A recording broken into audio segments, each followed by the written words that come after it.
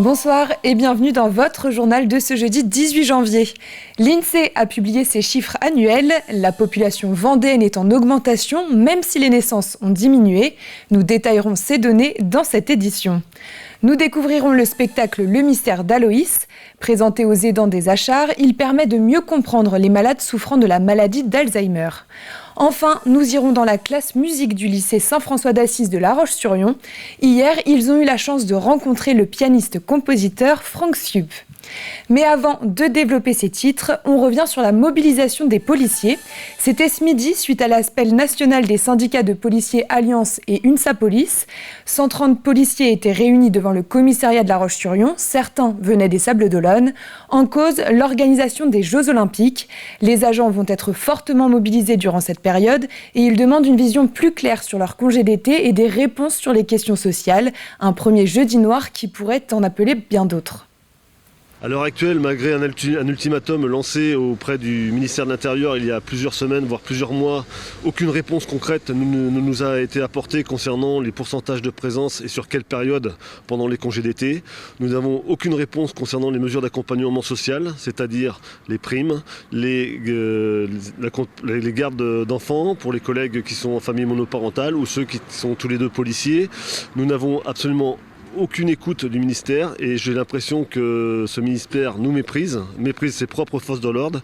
Et donc c'est un premier jeudi noir lancé à l'appel d'Alliance Police Nationale qui va sans doute continuer si aucune réponse concrète n'est apportée à nos questions. Comme tous les ans, l'INSEE publie ses chiffres en début d'année. Nombre d'habitants, nombre de naissances et de décès et espérance de vie.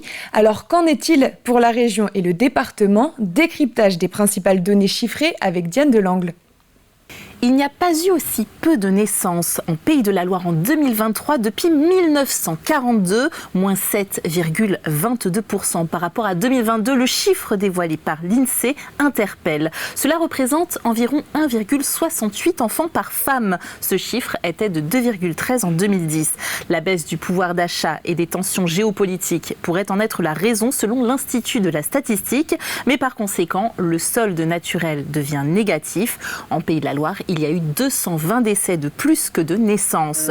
On a un solde naturel qui est vraiment négatif, en fait, qui est le plus négatif de la région en Vendée.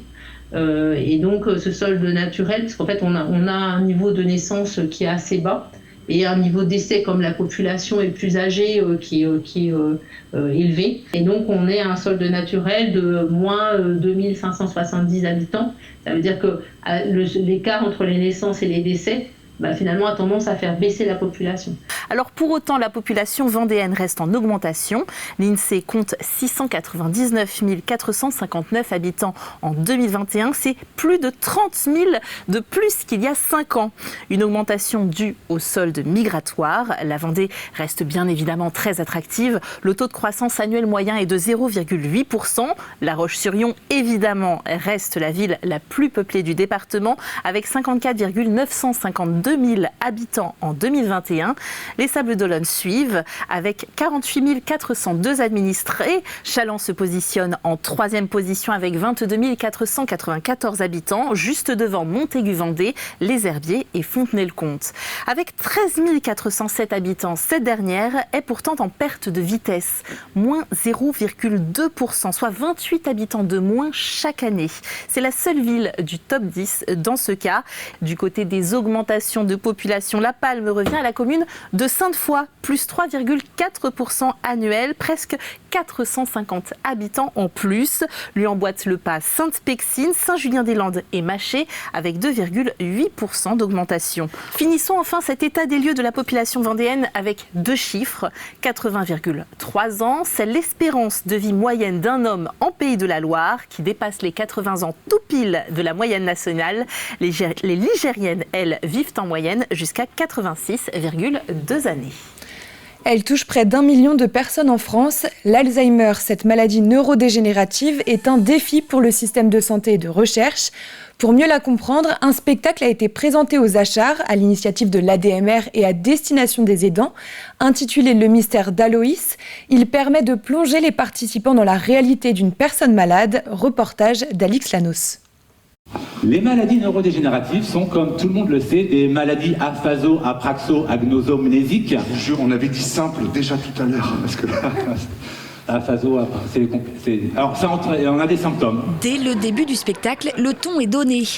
Invité par la Fédération ADMR de Vendée, c'est avec humour que le duo de la conférence spectacle Le Mystère d'Aloïs aborde le délicat et dramatique sujet des maladies neurodégénératives avec un objectif bien précis. De mieux comprendre ce que vit la personne que l'on accompagne qui est atteinte de maladies neurodégénératives au quotidien, comprendre ses troubles et ressentir les symptômes, comprendre ce qu'elle vit intérieurement dans sa réalité. Pour ça, Stéphane Molitor, formateur et spécialiste du sujet, utilise des techniques de psychologie sociale et de mentalisme. Il invite des personnes du public à monter sur scène et les soumet à des petits tests afin de les mettre dans la peau d'une personne malade. Bleu, noir, rouge, bleu. L'objectif, apprendre de manière ludique et surtout développer sa bienveillance et son empathie envers son proche malade. Ça m'a mis un peu à sa place, voilà. Ça m'a permis d'être moins dans le flou par rapport à cette maladie, parce que cette maladie, elle est juste... Elle est folle. Quand elle cherche ses mots, plutôt que peut-être l'obliger à trouver le mot, continuer la conversation comme si de rien n'était, le fait d'attraper son regard systématiquement, j'essaye de le faire, mais je le ferai encore plus. Donc oui, concrètement, il y aura des choses de mise en place suite à ça. Le spectacle suscitant des interrogations, le public a ensuite pu échanger avec une psychologue du Nid des aidants et des associations présentes sur place. C'est vraiment un temps de rencontre avec la population qui peut avoir besoin, présentement ou un jour, surtout quand la maladie évolue et que des troubles sont un peu compliqués à gérer, que à la fois la personne malade et son aidant n'osent pas trop que d'autres voient. Une après-midi riche d'informations et de rencontres pour essayer d'accompagner les aidants dans le tourbillon de la maladie neurodégénérative, des maladies pour lesquelles il n'existe à ce jour aucun traitement curatif. La semaine dernière, nous vous emmenions dans les coulisses du nouveau cinéma Le Concorde à La Roche-sur-Yon. Ça y est, nous sommes à J-1 de l'ouverture. Pour fêter le nouveau Concorde, 5 jours de festivités sont prévus avec 26 séances spéciales, dont 24 avant-premières. Chaque séance est à 4 € pour l'occasion. Et côté programmation, il y en aura pour tous les goûts. On a voulu aussi que la programmation soit un peu l'image de ce qu'on fait à l'année, à savoir qu'on a des films forcément pour cinéphiles, on a des films grand public, on a des films de cinéma de genre, on a des films pour les tout petits. D'ailleurs, les tout petits là, cette année sont invités dès l'ouverture avec notamment un film pour les enfants qui ont 2 ans. Donc voilà, et puis pareil sur les cinéastes invités, on va de gens extrêmement confirmés comme Wang Bing, le réalisateur chinois, à Monsieur de Moustier qui est son premier film qu'il va nous présenter aussi. Donc voilà, on est ravis de montrer cet éventail sur 5 jours et ça marche plutôt bien parce qu'on a déjà plus de 1000 réservations, donc quelques séances qui commencent à être complètes, donc voilà, on est plutôt ravis. Et la culture voyage jusque dans les lycées à La Roche-sur-Yon. À Saint-François d'Assise, les élèves de première de la classe musique ont rencontré Franck Siup. Ce pianiste-compositeur est venu partager son parcours avec eux ce mercredi. Un moment suspendu qui a permis aux jeunes de voir qu'on peut vivre de sa passion. Grégoire de Châtillon a assisté à cette masterclass. Écoutez. Des élèves subjugués,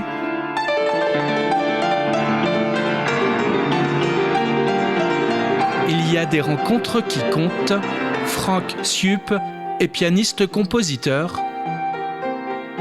Un musicien accompli, il adore partager sa passion pour la musique et cela se ressent. La joie, la tristesse. Parce que finalement, c'est un petit peu ça qui va nous faire tout le panel de tout ce qui va suivre. Je vous fais passer la partition, comme ça vous pouvez regarder, vous et lire un petit peu. Je me sers d'un thème célèbre de Michel Legrand des Moulins de mon cœur.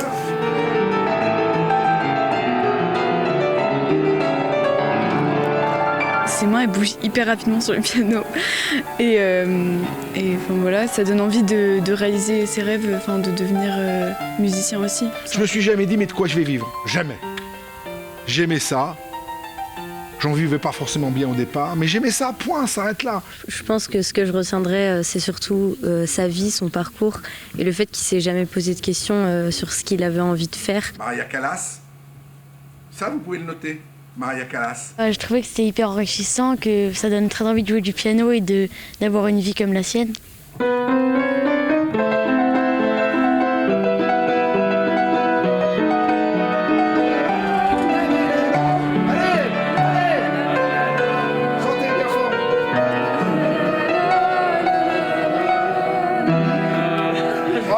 Une rencontre riche pour ces élèves de première en classe musique du lycée Saint-François d'Assise de La Roche-sur-Yon.